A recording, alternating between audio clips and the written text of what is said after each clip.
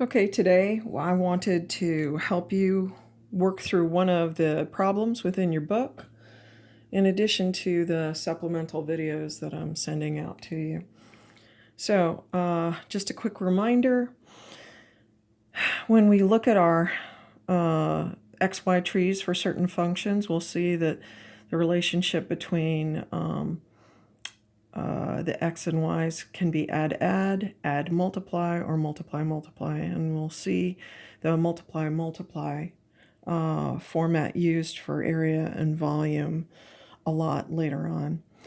So just also a reminder, direct variations are when, say for example, you are increasing in y, you'll be increasing in x as well.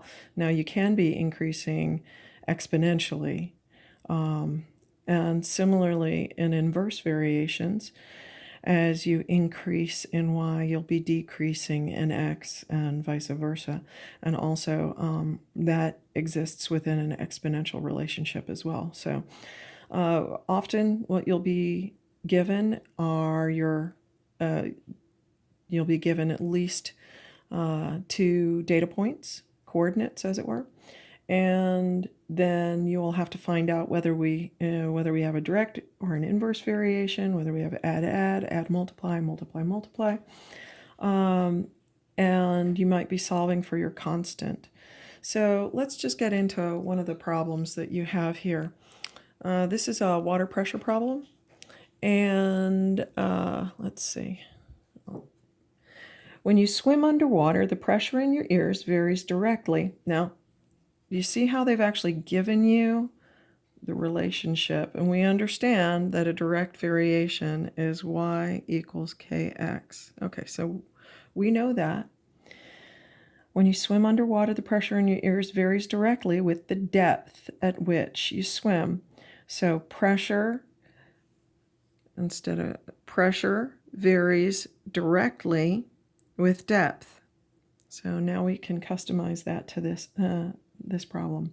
At 10 feet, the pressure is 4.3 pounds per square inch. Now that's PSI. That's also known as PSI. I'll put that down.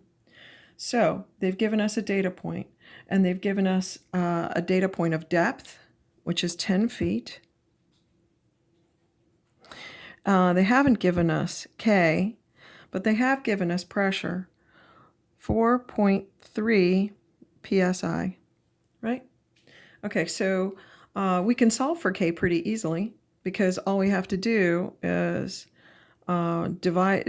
separate K and D, or K and 10 in this circumstance, and they're attached by multiplication, so we're going to divide it out. So we're going to take 4.3 divided by 10, which just means that I'm moving the decimal over. So that tells me that K, the constant of variation here, is 0.43, or 43/100ths. Now, that doesn't have a unit of measure to it. That's just the constant. But we were asked to write the particular equation with respect to pressure and distance, so we're almost there. So this would be pressure is equal to 0.43 depth. So that is the equation that we're going to use to solve these other requests. Like, for example, the next request is predict the pressure at 50 feet. Well, what are we evaluating? We're evaluating 50 feet as depth.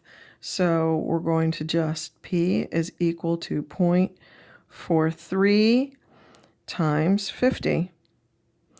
And that's the depth. So that would make the pressure 21.5 PSI. Now, I didn't write 50 feet, but that would have helped you so that you knew what your unit was. So 21.5 PSI is the answer to the second request. The third request is if it's unsafe, and the book actually goes into depth that it's unsafe for amateurs. If it's unsafe to dive at greater than 65 psi, how deep would be safe? Well, now we're evaluating for P. So we've got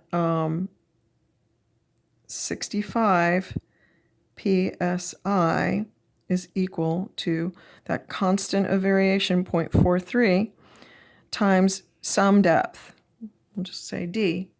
So all we're going to do is say 65 divided by 0.43 equals whatever depth that is. And that turns into anything less than 151 feet. Finally, what they ask for is to plot graphs. Now, if you look at it, you now have 3 data points that you could graph. Here we have the data point 10, 4.3.